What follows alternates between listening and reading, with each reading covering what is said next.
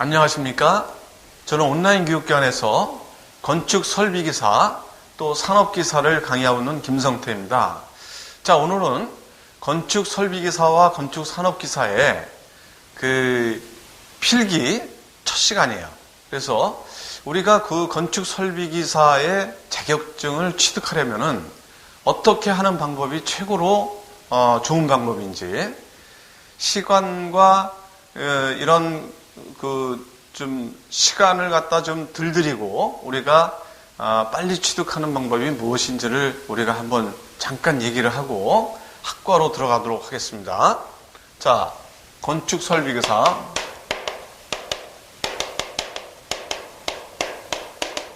또 산업기사죠. 필기입니다. 필기. 이 필기를 붙은 다음에 이게 1차 시험이고요. 이게 1차죠. 요거를 합격을 한 다음에 실기 2차 시험을 우리가 합격을 해야만 우리가 건축 설비기사나 산업기사의 자격증을 취득할 수가 있는 것이죠. 그래서 상당한 시간이 소요가 돼요. 여기서 한번 떨어지게 되면은 분기가 넘어가 버려요. 그죠? 분기가 넘어가 버려요. 1사분기에서 2사분기로 넘어가고, 그게 만약에 또 잘못되면은 4사분기까지 가야 된다는 얘기예요. 그죠?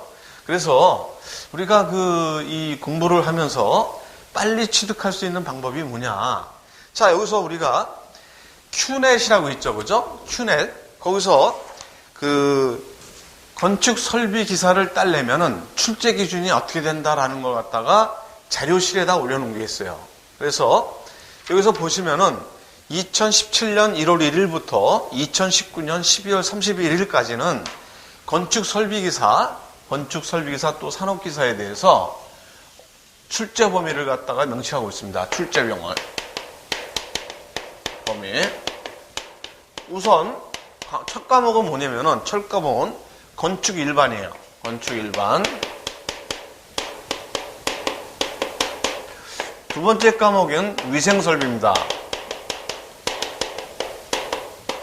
세 번째 과목은 공기 조화 설비죠. 그죠? 볼까요? 네, 위생 설비고, 그 다음에는 공기 조화 설비.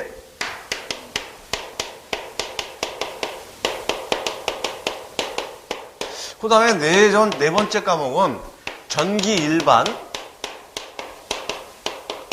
소방 설비, 그 다음에 가스 설비가 여기 들어가면서 가스 설비. 그 다음에는 다섯 번째는 관계 법규가 들어갑니다. 건축 설비 관계 법규.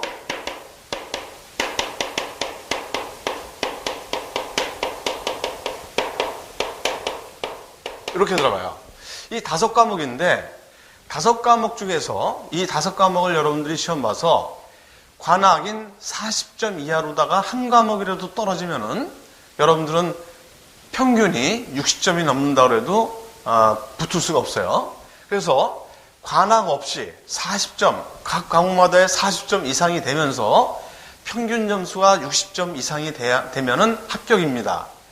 자, 그래서 여기서 보시면은 1차가 있고 2차가 있는데 실기 2차에서는 여기에 있는 범위 중에서 위생 설비라든지 그 다음에 공기 조화 설비라든지 그 다음에 건축 설비 관계 법규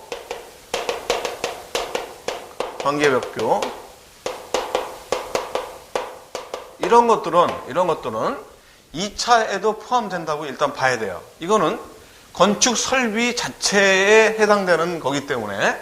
그렇지만은 여기서 여러분들이 건축 일반이라든가 여기서 전기 일반, 소방 설비, 가스 설비라는 것은 실질적으로 건축에 대한 건축 기사 자격증이 있고, 그죠?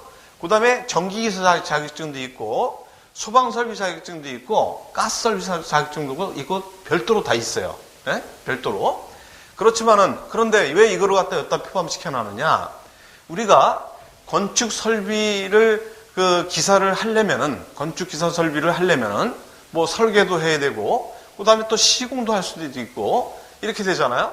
이걸 하려면은, 건축이나 전기, 그 다음에 소방, 가스도 어떤 건지는 우리가 알아야 돼요. 그렇기 때문에 이 시험 범위에 이게 포함이 되어 있습니다.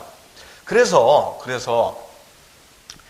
이거 건축 일반은 여기서 구조 부분하고 그 다음에 계획 부분하고 환경 부분 요 세 개로 또 나눠져 있습니다.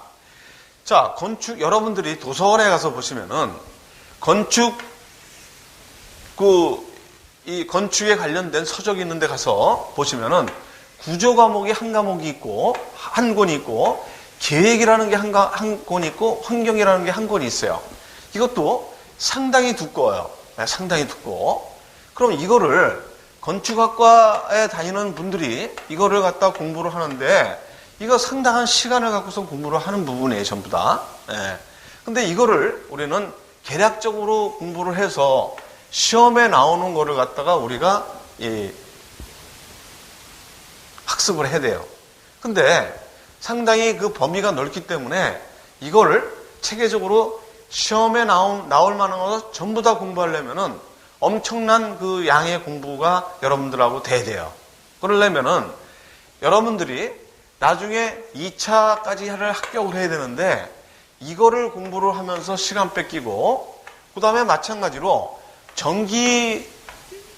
전기공학과에서 배우는 그러한 것들을 갖다가 전기 일반을 뽑아서 우리가 계략적으로 일반적인 그러한 과목을 갖다가 우리가 공부를 해야 되는데 여기에서도 이 공부를 갖다가 이론을 갖다가 여러분들한테 제대로 가르쳐드리고 제대로 강의를 하고 그러려면 또 소방도 마찬가지로 그리고 가스도 마찬가지로 이거 하려면은 이것만 갖고도 여러분들은 머리가 지진이 날 거야 아마. 그래서 이 건축 일반이나 요 전기 일반, 소방 설비, 가스 설비는 간략하게 강의를 하고 또 간략하게 강의를 하면서 여러분들하고 같이 풀어본 관연도 문제를 갖다 여러분들은 이걸 관연도 문제로다가 사실은 이 많은 습도를 해서 40점 이상, 60점 이상, 그러니까 40점 이하로 내려가면 안 되니까 40점 이상을 맞으면서 거의 60점에서 70점 사이를 갖다가 여러분들은 합격으로다가 이걸 보셔야 돼요. 이것도 마찬가지로. 정 안 되면은 이게 힘들다 그러면은 여러분들은 40점 이상은 맞아 놓으셔야 돼요. 그런 다음에 우리의 주과목인 위생설비하고 공기조화 설비하고 요런 관계법규하고 요런 부분을 갖다가 여러분들이 고득점을 하셔갖고 이걸 갖다 60점 이상을 갖다 확 넘어 버리셔야 돼요. 아셨죠? 그러니까 여러분들이 이 건축 일반과 전기 일반 요 부분에 대해서는 상세하게 이론 강의를 여러분들한테 해드릴 수는 없다는 얘기예요. 왜? 여러분들하고 저랑은 건축과 전기의 어떠한 공학을 갖다가 여러분한테 가르치려는 게 아니라 빨리 이 건축 설비 기사를 여러분들한테 자격증을 저는 드려야 돼요. 여러분들한테 자격증을 드려야 됩니다. 그죠? 그러니까 그렇게 해서 여러분들이 자격을 따는 데 있어서 아무런 문제가 없게 제가 해드리겠습니다.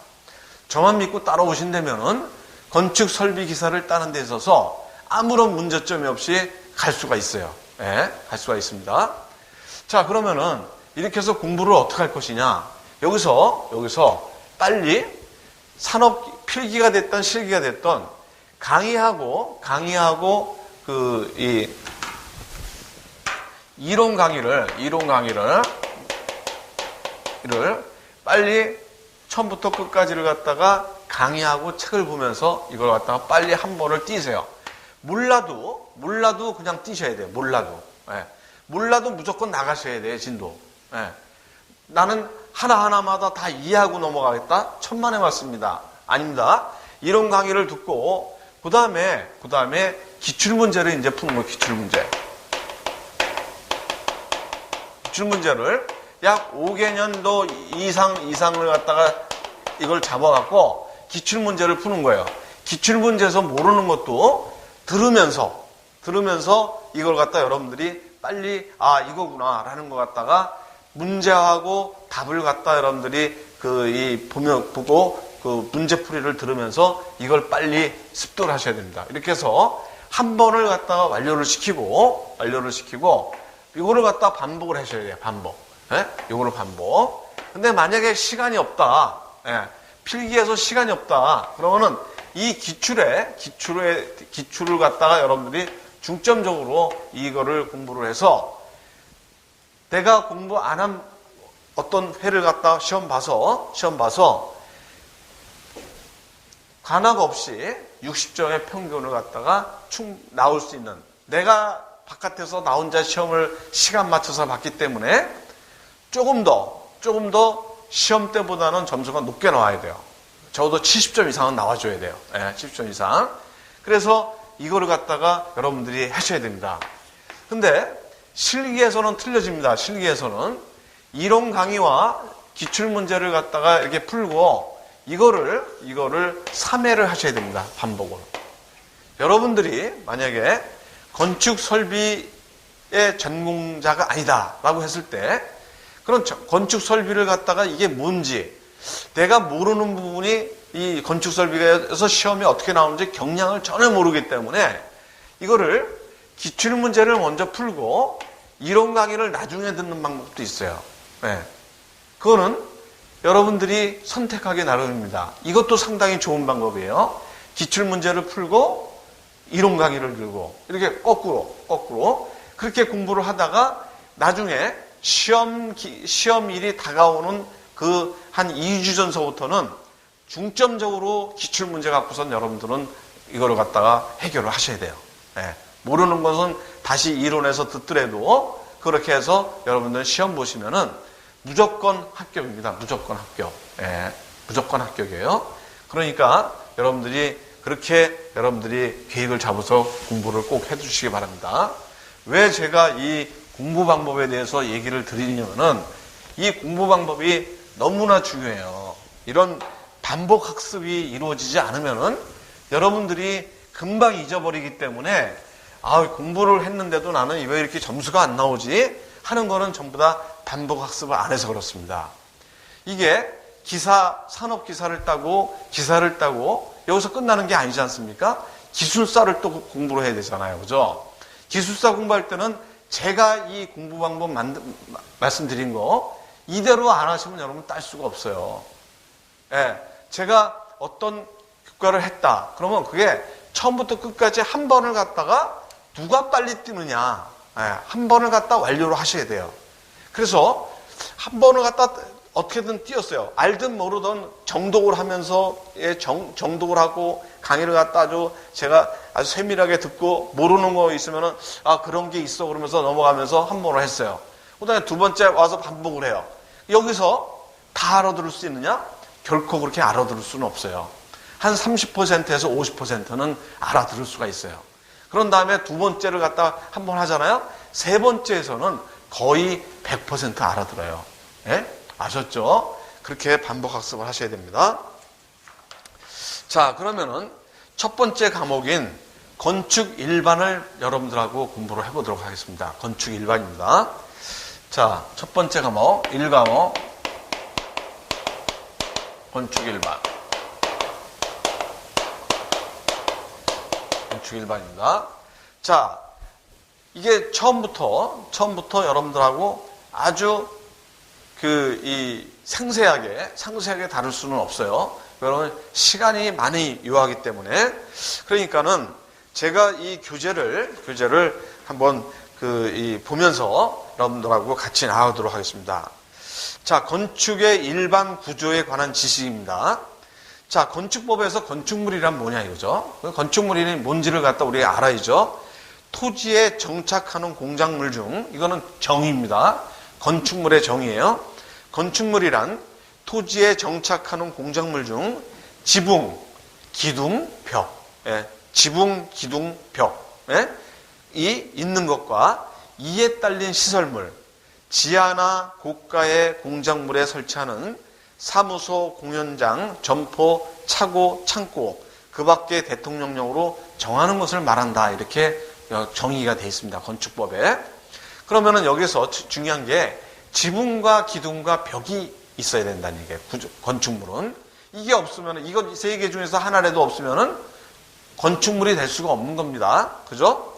그래서 건축물을 축조 순서대로 분류하면 그렇습니다. 교재를 보시면은 첫 번째, 가설공사를 해야 돼요. 건축물을 하려면은 가설공사를 해야 돼. 뭐를 해야 돼? 가설공사. 그래서 가설 전기도 들어와야 되고, 가설 수도도 들어와야 되고, 건축물을 하는 데 있어서 비계도 매야 되고, 여러 가지의 가설공사를 먼저 해야 됩니다. 그 다음에는 부지 및 지반 조사를 해야 돼요. 그 다음에 토공사, 그 다음에 흙막이 공사를 해야 되고, 그 다음에는 이제 기초공사를 해야 되죠. 그죠? 기초공사. 그 다음에 이제 철근 콘크리트 공사, 철골 공사, 그 다음에 조족공사, 석공사, 타일공사, 목공사, 방수공사, 그 다음에 지붕공사, 그 다음에 금속공사, 커튼홀 공사, 그 다음에 미장공사라든지 창호 및 유리공사, 그 다음에 도장공사로 크게 나눌 수가 있어요. 여기서 여러분들이 좀 알아둬야 될 게 흙막이 공법을 갖다가 일단은 좀 알아놓으실 필요가 있어요. 흙막이 공법.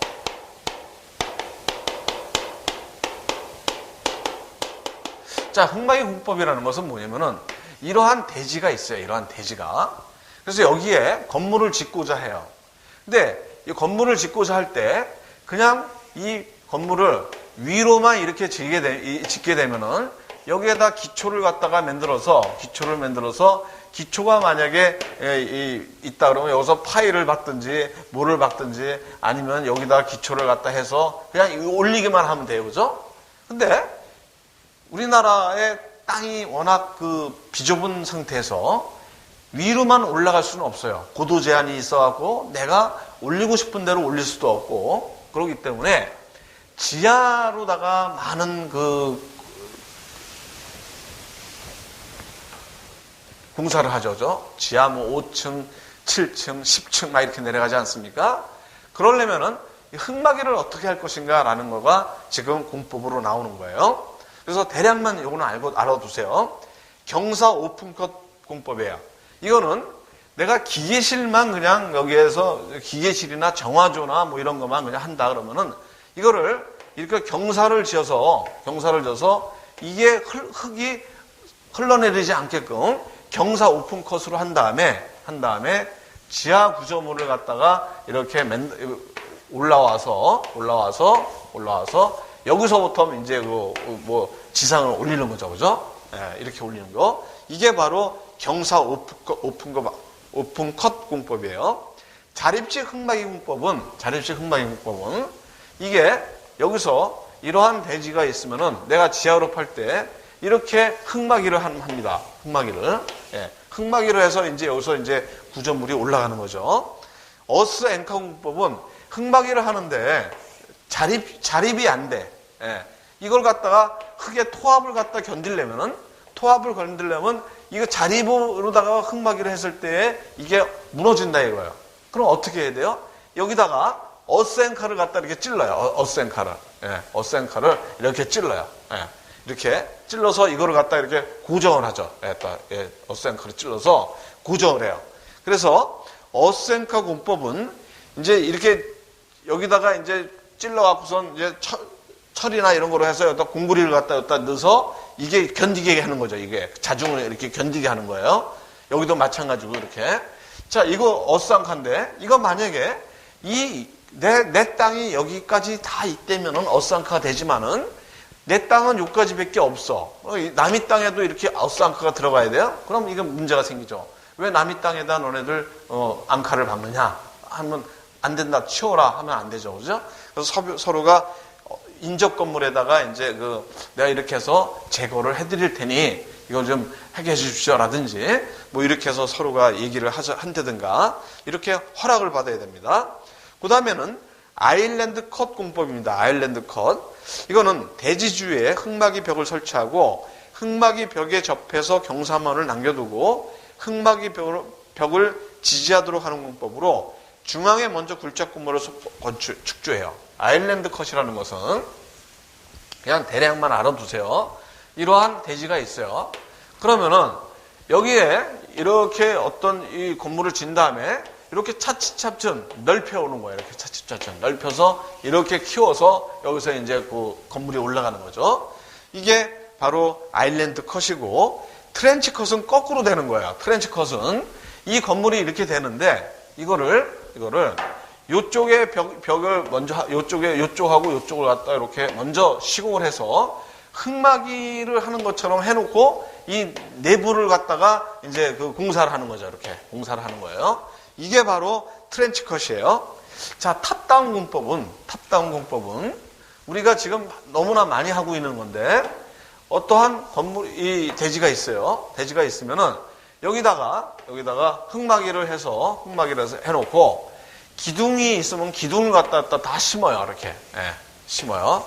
다 심어갖고 이걸 해놓은 다음에 1층 콘크리트를 쳐요. 1층에 콘크리트를 쳐서 1층 콘크리트를 쳐서 대략만 해드리는 겁니다. 친 다음에 이게 쳐서 완료가 되면은 지상에도 같이 지상 1층 2층 올라가면서 지하도 같이 밑으로 내려가는 거. 요게 바로 탑다운 공법입니다. 자, 그래서 이제 이렇게 해서 흙막이 공법은 우리가 대략을 좀 받고, 자, 건축 구조의 일반 사항입니다. 이제 기초공사, 그 다음에 철근공사, 철골공사, 기초공사, 그 다음에 철근 콘크리트 공사, 철골공사, 조족공사, 목공사 이렇게 하고 여기가 공부를 해보도록 하겠습니다. 자, 첫 번째 이제 기초공법입니다. 기초공사. 자, 기초란 파운데이션이라고도 하고 우리가 영어로 푸팅이라고도 해요. 파운데이션, 푸팅이라고도 해요. 건물의 하중을 안전하게 집안에 전달시키는 구조 부분을 얘기를 합니다. 기초를 계획하고 설계할 때 유의사항을 살펴보면은 부동치마가 일어나면 안 돼요. 건물이 이렇게 있는데, 건물이 이렇게 있어요. 건물이 이렇게 있다고 쳐요. 건물이 이렇게 있는데, 이 건물이 어느 부분이 이렇게 한쪽으로 기울어진다든가, 한쪽으로 다 이렇게 치마가 된다든가, 이러는 거, 이게 부동치마예요. 어떻게, 이거 한쪽으로 다 치우치면 어떻게 되겠습니까? 균열이 다 생길 거예요. 그죠? 균열이 다 생길 거예요. 그 다음에 부력에 의한 기초판의 떠오름을 방지할 수 있는 대책을 세워야 돼요. 물이 이 건물을 뛰어 올려요. 부력. 만약에 물 수위가 어느 정도 된다라고 친다면은 그 물을 갖다가 우리가 어떻게 해결할 것인가를 우리가 해줘야 돼요. 그 다음에 인장력 및 전단력에 저항하기 위해서 철근으로 보강을 하고, 기초는 집안의 건조 수축, 수분 팽창 등으로 인한 피해를 예방하기 위하여 동결심도 아래 깊이까지 내려가 줘야 돼요. 자, 그럼 기초공사에 대한 우리가 기초의 구조를 한번 볼까요? 자, 기초라는 것은 건물의 하중을 안전하게 집안에 전달시키는 구조 부분이라 그랬어요. 그래서 우리가 어떤 그 기초가 있어요. 그래서 이제 여기에 만약에 어떠한 건물을 이 기초를 갖다가 이렇게 이제 요런 건물을 이렇게 해서 기둥을 세우면서 이제 어떤 건물을 완성하려고 그래요. 자, 그럼 이 하중이 지금 여기에 써 있듯이 하중이 안전하게 집안에 전달이 돼서, 이게 여기 우리가 짓고자 하는 게 만약에 10층이다, 20층이다, 30층이다, 40층이다 이렇게 됐을 때 이 집안이 내려앉질 않아야 돼요. 그죠? 내려앉질 않아야 돼. 견뎌줘야 돼요. 그 하중을. 근데 이게 건질려다 보니까 이 기초로 하는 이 집안이 여기서부터 뭐 경함이 이렇게 있어갖고 여기다 바로 해도 된다라고 했을 때, 여기다가 이렇게 만약에 푸팅을 갖다 이렇게 치는 거예요. 푸팅을 갖다 이렇게 치고 여기에다가 뭐 이렇게 호박돌이나 뭐 이런 걸 갖다 놓고선 한 다음에 푸팅을 치고 이 위에다가 기초를 갖다 이렇게 얹으면 이거는 다 얘기하는 거예요. 다 여기까지 이렇게 호박돌을 갖다 이렇게 놓고선 이렇게 친다라고 했을 때 이게 바로 그 기초예요. 이게 기초. 이 하중이 이거 여기 기초에 전달이 돼서 이상 없이 지탱하고 있는 겁니다. 그래서 요거를 뭐라 그러냐면은 요거는 이제 여기서 보면 잡석이고, 그죠? 잡석이고, 이거는 이제 푸팅이에요. 푸팅. 그래서 이 버림 또 뭐라 그러느냐? 밑창 콘크리트라고도 우리가 얘기를 해요. 밑창 콘크리트.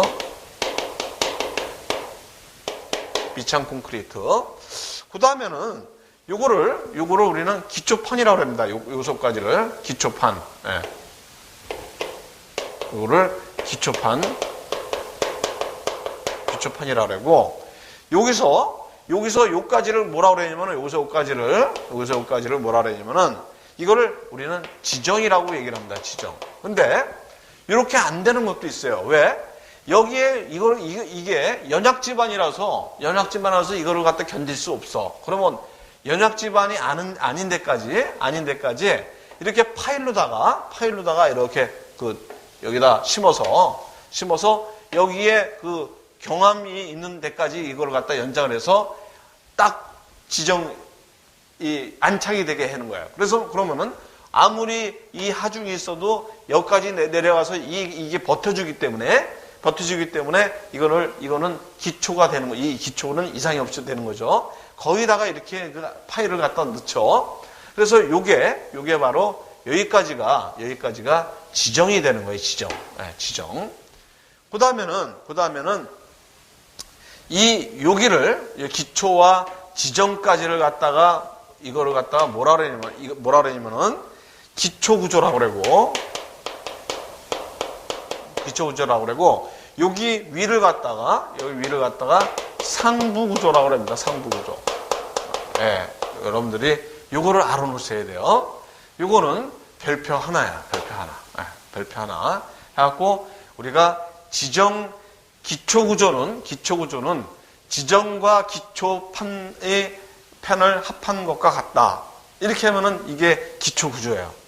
지정은 기초다. 맞습니다. 기초판도 기초다. 맞습니다. 그죠? 예. 그 다음에 이렇게 여러분들이 기초의 구조를 갖다가 알아놓으셔야 됩니다. 자, 상부 구조는 주각 윗부분을 말하고, 기초 부분은 주각 아래 부분의 기초 구조라고 한다. 기초구조라고 한다. 기초판은 이건 푸팅이라고도 우리가 얘기해. 푸팅. 그죠? 푸팅. 예. 요거 버리면 밑착 콘크리트라고 그러고, 이 기초판은 푸팅이라고도 얘기를 합니다. 푸팅은 뭐냐면은 상부 구조의 응력을 지방과 지정에 전달하는 역할을 하고, 지정은 기초판을 받치기 위해서, 이 지정은 기초판을 갖다 받치기 위해서 잡석다짐이나 말뚝등을 설치하는 거, 이게 바로 지정입니다. 자, 그러면은 직접 기초 및 지정에 대해서 한번 알아보겠습니다. 직접 기초 및 지정. 자, 직접 기초는 뭐냐? 상부 구조의 하중을 말뚝을 사용하지 않고, 여기 부분을 얘기하는 겁니다. 요거 말뚝을 사용하지 않고 기초 슬래브에서 집안에 직접 전달하는 기초 형식을 갖다 얘기를 합니다. 이게 이제 직접 기초예요. 직접 기초. 자, 직접 기초는 독립 기초가 있고, 복합 기초가 있고, 연속 기초가 있고, 온통 기초가 있습니다. 독립 기초는 그야말로 하나씩을 갖다 이렇게 해서 이게 여러 개가 되면서 이제 어떤 구조물이 형성이 될 거 아니겠습니까? 그죠? 그게 바로 직접 기초에 대한 독립 기초가 되는 거고, 독립 기초. 두 번째는 복합 기초는 이 기둥이 여러 개 있는 걸 갖다가 기둥 사이의 간격이 좁을 때 두 개의 기둥을 하나의 기초판 위에 설치하는 거. 기초를 갖다 연결을 해서 두 개 이상을 갖다가 우리가 상부 구조를 얻는 거. 이게 바로 복합 기초고, 연속 기초는 계속 우리가 어떤 내력벽이 있다라고 쳤을 때 그 줄기초를 갖다 쭉 치는 거, 이게 바로 연속 기초고 또 줄기초라고 합니다. 온통 기초는 전체를 갖다 치는 거예요. 매트 기초라 그래갖고 전체를 갖다가 치는 거예요. 한 1.5m, 1.5m, 뭐 2m 막 이렇게 치죠, 그죠? 그래서 건물 하부 전체가 한 덩어리의 기초판으로 된 기초를 갖다가 우리가 온통 기초라고 합니다. 이거는 상부 구조물의 하중이 매우 커서 독립기초, 줄기초 등으로는 필요한 기초판의 면적을 확보하기 힘들거나 연약지방일 경우에 사용합니다. 자, 뗏목 기초라는 것은 지반이 약하고 단단한 지반이 깊이 있을 때 부력에 의해 받치는 기초를 갖다 우리가 뗏목 기초라고 해요. 자, 그러면은 직접 기초를 봤어요. 그 다음에 이건 지정을 보겠습니다. 지정. 요겁니다. 지정. 직접 기초나 지정이나 똑같아요. 어차피 요 자체가 기초 구조에 해당이 되는 거니까. 그죠? 자, 그러면 기초를 안전하게 지지하기 위해서 기초를 보강하거나 이 기초를 보강하는 거죠. 그죠? 그 다음에 지반의 내력을 보강하는 것이며 지반 다지기, 잡석 지정, 말뚝 지정이 있다. 자, 이것도 직접 기초인데 잡석 지정이 있고 모래 지정이 있고 자갈 지정이 있고 그 다음에 밑창 콘크리트 지정이 있고 그 다음에 말뚝 기초, 이렇게 말뚝을 놓는 기초가 있고 그 다음에 피어 기초는 오고 기초라고 그래갖고 오고 파일이라고 했고 말뚝 기초는 페디스탈 파일이라고 해갖고 기초판이 지반에 박힌 말뚝 위에 지지되는 거예요. 지반에 박힌 말뚝 위에 지지가 되는 겁니다. 그 다음에 피어 기초는 558이라고 그래갖고 구멍을 뚫어요. 나사로 됐고 돌아가면서 이거는 우리가 이 말뚝을 박을 때 이 때리면서 박는 거는 소음이 많이 나지 않습니까? 그다음 소음 진동이 문제되기 때문에 구멍을 뚫어갖고 건축물을 지지하고 지중의 지지 기반의 지반에 이르는 현장치 콘크리트 말뚝의 일종으로 보통 지름이 80cm 이상인 것, 이게 피어 기초입니다. 자만 기초는 어떠한 건축물이 이렇게 있어요. 만약에 이러한 건축물이 이렇게 있어. 이 큰 이런 건축물이 있어. 이렇게. 이런 건축물이 있다고 쳤을 때 이거를 파서 들어가야 되는데 이거를 잠함시키는 거예요. 잠함. 이거를 여기에 이렇게 있던 거를 파면서 이 부분은 깊이 들어가면서 파면서 여기에다가 이렇게 해갖고 요 팔 수 있는 기계를 갖다가 이렇게 넣는 거죠. 여기서 기계가 이렇게 막 돌아가는 거, 축을 연결해갖고 돌아가고 여기서 사람이 들어가든 기계가 들어가면 기계에 들어가서 이거 판 잔재물을 갖다가 끌어올리는 거죠. 이렇게 해서 파면서 이렇게 들어가는 거. 이게 이제 자망기초예요. 그러니까 지상에서 구축한 철근 콘크리트 어떠한 구조체를 갖다가 상자나 통 형태의 지하 구조물이죠. 이걸 갖다가 그 밑을 굴착해서 소종의 위치까지 침하시키는 것을 갖다 우리가 자망기초라고 합니다. 자망기초. 자, 그럼 기초를 했어요. 그 다음에 우리가 지반 조사를 한번 해보죠. 이제 지반이 어떻게 되나. 이 지반이 어떻게 되는지를 조사를 해야 됩니다. 이러한 공사를 하려면 지반이 어떻게 되느냐 이거죠. 자, 흙의 성질을 우선 알아야 돼요. 흙의 종류라든가 구성이라든가 흙의 전단 강도를 알아야 됩니다. 그리고 아까 말씀드렸듯이 물이 얼만큼 있는지, 그럼 물을 갖다가 우리가 어떻게 유도를 해서 외부로 반출을 시켜야 되는지 이런 것들을 알아야 돼요. 건축공사와 물의 관계. 그 다음에는 지반 조사의 순서는 어떻게 되느냐. 예비조사가 있고 본조사가 있고 추가조사가 있어요. 그래서 지반 조사의 순서가 아닌 것은 이렇게 우리가 물어볼 수가 있습니다. 요거를 여러분들이 별표 하나를 해놓으시고, 그러면 조사 방법은 뭐 있느냐? 이것도 별표 하나 해갖고 지하 탐사법, 짚어보기, 터파보기, 물리적 탐사법이 있고, 볼링, 구멍을 뚫어서 그걸 갖다가 끄집어내서 먼지를 볼 수도 있고, 이러한 것도 있죠. 자, 기초의 치마 아까 했어요. 부동치마하고 부동치마에 대해서 우리가 봤고, 균등치마하고 부동치마에 대해서 우리가 볼 거예요. 자, 기초 치마의 형태가 균등 치마가 있고 부동 치마가 있어요. 그럼 균등 치마는 아까 말씀드린 대로 부동 치마는 어느 일부분이 치마가 되는 건데 균등 치마는 전체적으로 똑같이 된다? 그러면 위아래로 내려갔다 올라갔다 하니까 그렇게 큰 문제는 없어요. 이제 부동 치마가 문제가 되겠죠. 그래서 치마의 크기가 다른 치마로 부동 치마가 발생되면은 구조물에 균열이 발생하거나 구조물이 기울어져 기능과 안전에 안 좋은 영향을 미칩니다. 그러면 치마 방지 대책이 뭐냐? 이것도 별표 2개입니다. 구조물이 길고 큰 경우 신축 이음을 둔다는 얘기죠. 신축. 네. 이게 긴 어떤 이런 건물이 있는데 단층으로서 아니면은 곧 좀 층수가 있지만은 길다. 그럼 여기다가 이런 신축 이음을 두는 거예요. 네. 이게 좀 움직여도 플렉시블 요 부분에서 플렉시블하게 돼 갖고 어떤 딴 거에는 문제가 없게끔 해주는 거예요. 그래서 우리가 신축 이음을 두고 말뚝이나 피어나 케이슨을 지지 가능한 지방까지 깊게 해서 이러한 부동 치마가 없게 만들든지 아니면은 연약 지반을 개량을 해서 우리가 만들든지 이렇게 해서 치마 방지 대책을 세워야 됩니다. 자, 그 다음에 부동 치마의 영양과 원인과 대책은 뭐냐? 이거는 별표 3개짜리입니다. 부동 치마에 의한 영양은 집안의 치마라든가 상부 구조물의 균열에 의해서 구조물 누수가 발생하고 단열 및 방습 성능이 저하가 됩니다. 부동 치마가 되면은.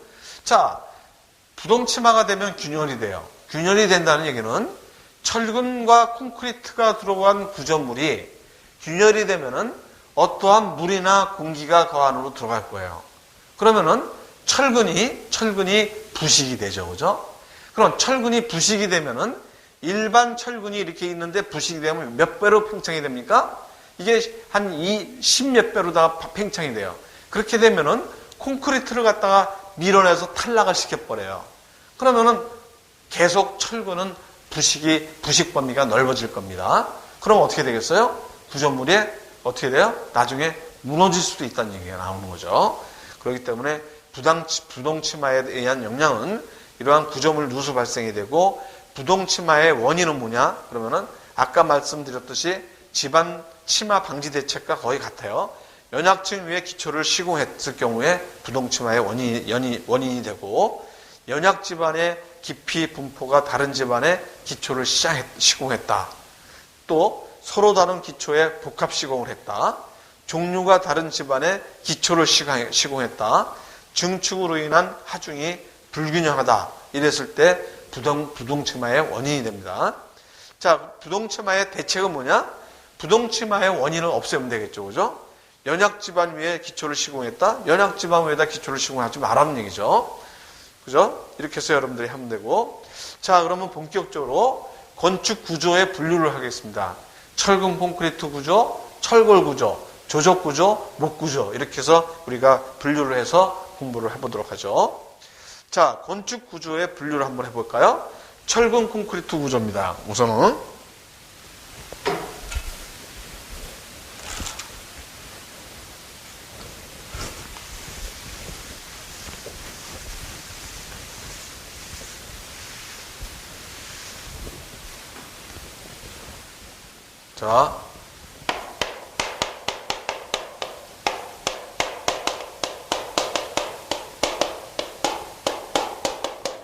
자, 철근 콘크리트 구조는 우선은 철근 콘크리트라 그러면 우리가 살고 있는 이 건물들은 거의 다가 철근 콘크리트 공사예요. 그죠? 그래서 이러한 기둥이 있고, 이러한 기둥이, 여기서 이제 이 밑에 층이라고 그랬을 때, 밑에 층이 이렇게 해서 콘크리트가 쳐져 있을 때,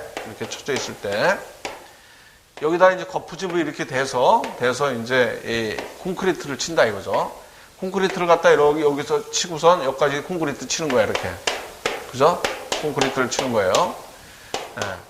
이러한 구조물을 만든다 그랬을 때, 여기다가 이런 거푸집 공사를 하게 되는 거죠. 거푸집. 예.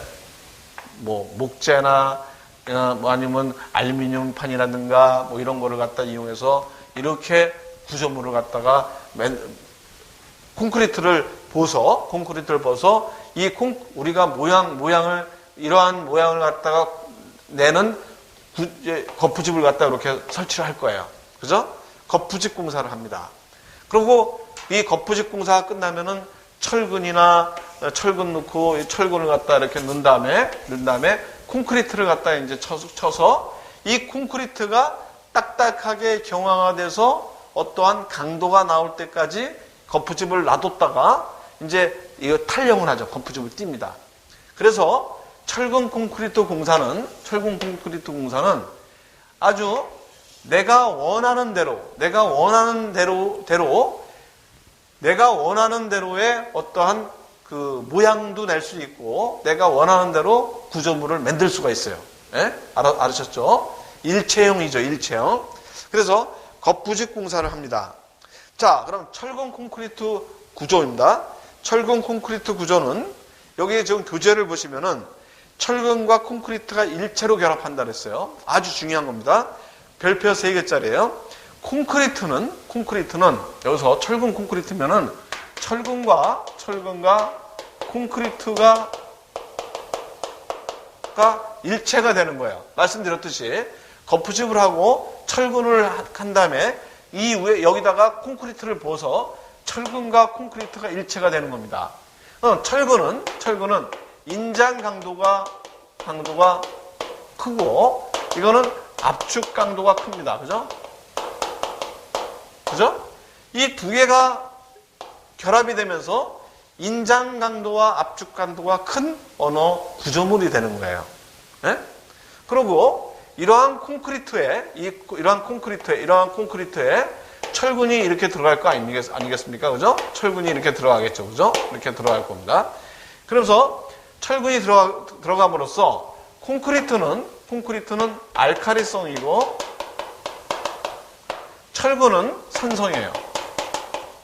이게 두 개가 결합하면서 중성이 돼버립니다. 중성이 돼요. 그래서 이 안에서 이 철근이 부식이 되지도 않아요. 부식이 안 돼요. 근데 뭐라 그랬습니까?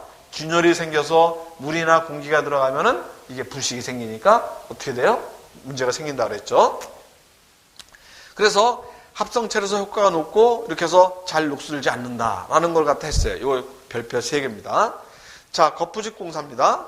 거푸집이란 가설 구조물을 말하며 콘크리트를 치어 부은 이후부터 콘크리트가 적정 강도가 되는 경화될 때까지 굳지 않은 콘크리트를 지지하는 것이에요. 그죠? 예, 말씀드렸습니다. 콘크리트를 일정한 형상과 치주로 유지시켜줍니다. 예, 거푸집 공사를 하면은 라운드도 할 수 있고 사각도 할 수 있고 내가 원하는 거를 갖다 전부 다 콘크리트를 만들 수가 있어요. 경화에 필요한 수분의 누출을 방지해줘요. 이런 거푸집이. 이 거푸집이 거푸집의 기능은 무엇인가? 우선 틀린 것은 이렇게 나옵니다. 예, 별표 3개짜리입니다. 외기의 영향을 차단해서 양생을 돕습니다. 자, 거푸집 공법의 발전이에요. 거푸집의 대형화, 공장 제작, 조립의 증대, 설치의 단순화를 위한 유닛화. 자, 거푸집을 갖다 이렇게 할 때 여기에 어떤 부재가 뭐예요? 부속적인 재료가 들어가느냐 아닙니다. 긴장재, 별표 3개짜리입니다. 거푸집의 주요 부재는 별표 3개예요. 긴장재, 폼타이저. 이거는 거푸집이 벌어지거나 여기다 이렇게 해갖고 여기다가 이렇게 해서 이 안쪽 이렇게 고정을 시켜요. 예, 타이라고 그래서. 예, 타이라고 해서 이걸 갖다가 고정을 시켜요. 이 콘크리트의 어떤 하중에 있어서 이게 일정하게 요게 뭐 300mm의 간격이 돼야 된다라고 했을 때 요게 벌어지지 않게끔 하는 게 바로 긴장재, 폼타이고 경리재는 이 거푸집이 콘크리트가 경화됐을 때 탈락을 시킬 거 아닙니까? 잘 떨어지게 하는 거예요. 경리재. 그 다음에 경리재는 그게 아니고 박리재죠. 박리재를 제가 말씀드렸습니다. 경리재는 뭐냐면은 거푸집 설치 시 거푸집 상호간에 일정한 간격을 유지시켜주는 거예요. 이거 300mm에서 일정한 간격을 유지시켜주는 거. 긴장제는 벌어지지 않게 하는 거고, 300mm면 여기도 300mm, 여기도 300mm, 여기도 300mm를 갖다가 일정하게 벌어주는 거. 이게 바로 격리제입니다. 긴장제는 어떻게 돼요? 이거에 이 콘크리트의 저항에 있어서 이게 그 변형이 되지 않게 하는 거고, 그 다음에 간격제는 뭐냐?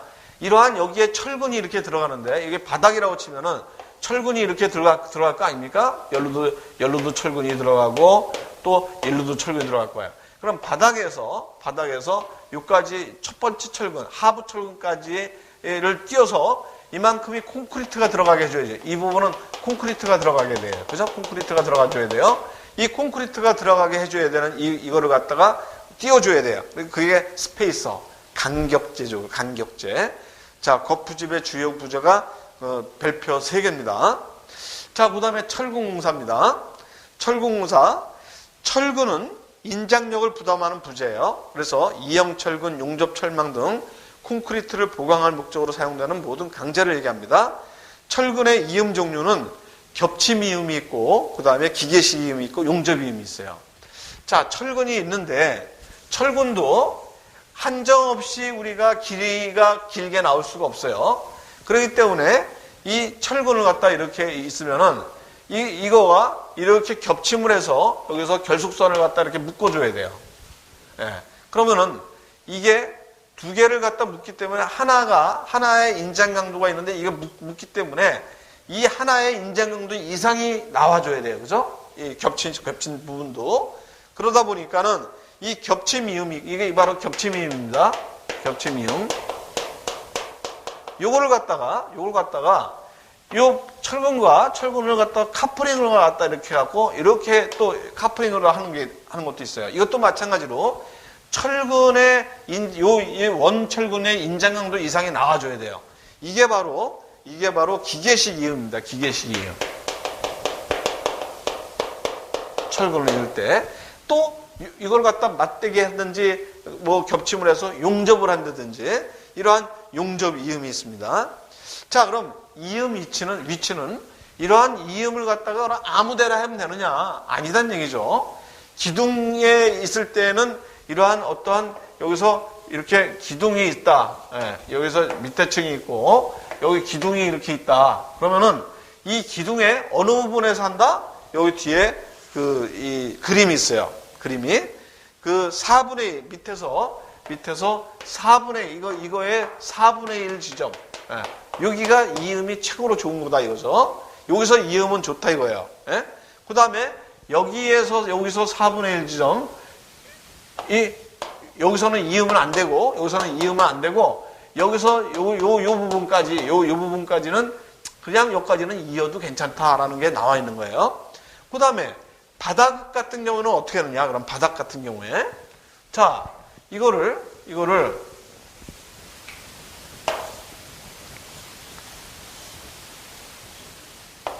이렇게 있다 이거.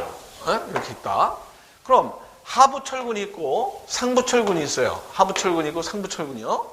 하부 철근은 여기에 그림에 있듯이 여기에 비임에서 4분의 1 지점, 요 비임에서 4분의 1 지점인 여기서 이런 겹침 이음을 해라는 얘기예요. 4분의 1. 상부 철근은 여기서 어떻게 되냐면은 2분의 1 지점, 여기서 여기에서 이음을 해라. 요거는 상부 철근의 이음이고 철근의 이음 부위고 이거는 하부 철근의 이음 부위다. 그죠? 자, 바닥과 보에 대해서 이 기둥과 보에 대해서 얘기했습니다. 자, 여기서 여러분들이 제일 여기서 많이 나오는 이 철근은 뭐냐면은 띠철근 후프의 역할이 뭐냐는 걸 얘기를 해요. 이 기둥이 여기서 만약에 이게 기둥이 이렇게 있다, 이렇게 기둥이 있다라고 했을 때, 기둥이 있다라고 했을 때, 이걸 갖다가 위에서 밑으로 내려다 보면은 이러한 사각 기둥이 있다라고 했을 때, 이렇게 철근이 이렇게 이제 들어갈 겁니다, 이렇게. 그러니까 이거를 갖다가 이렇게 디귿자로다가 이걸 갖다가 철근을 해주는 거. 이게 바로 띠철근이에요. 띠철근. 그 다음에 이 할이 여기서 이제 요 콘크리트가 있고 이렇게 할이가 있죠, 그죠? 요 할이가 이렇게 길게 이렇게 될 거 아니겠습니까? 여기에 들어가는 철근이 만약에 이렇게 있다, 이렇게 있고 여기도 있다 그랬을 때 이것 또한 이렇게 띠철근으로다 이렇게 된 거, 이게 바로 늑근입니다. 늑근. 예. 이걸 후프철근이라고 하고 후프철근이라고 이게 늑근이라고 그러죠. 그래서 이 띠철근의 역할은 뭐냐? 전단 보강을 위해서 얘기하는 거예요. 전단 보강. 전단력에 저항하는 겁니다. 주근의 위치를 고정하고 기둥을 감싸는 테두리 역할. 이거는 별표 5개짜리입니다. 예? 기둥을 감싸는 테두리 역할로 횡방향 변형을 억제하며 기둥의 자구를 방지한다. 자구를. 그 다음에 철근 콘크리트 조에서 기둥의 주근을 보강하며 좌구를 방지하고 간격 유지 등을 위해서 주근의 직교에서 감화된 가는 철근을 얘기합니다. 자, 여기서 우리가 이 밑에 여기서 보시면은 여기서 띠철근이 여기서 나왔고, 저 띠철근이 나왔죠. 그 다음에는 여기서 늑근이라고 나오는데 보가 나왔고 보의 종류. 저기 보 밑에 보시면 그림 밑에 보시면은 철근 콘크리트 보의 늑근이라고 나오죠, 그죠? 스트럽이라고 얘기하죠. 요게 바로 요겁니다. 요게 늑근이에요. 요것도 별표 5개입니다. 철근 콘크리트 보의 주근을 둘러감은 철근으로 전단력에 의한 파괴에 의한 보강 철근입니다. 전단력에 의한 균열 방지를 위해서 사용하죠. 자, 보의 종류가 있습니다. 보의 종류는 단순보가 있고 내민보가 있고 플레이트보, 그 다음에 프리캐스트 콘크리트 보가 있어요. 그 다음에 슬래브가 있어요. 그래서 우리가 보까지만 우리가 하고 다음 시간에 우리가 또 연결을 해서 공부를 하도록 하겠습니다. 네, 여러분들 수고하셨고요. 조금만 쉬었다가 두 번째 시간을 시작하겠습니다. 예, 수고하셨습니다.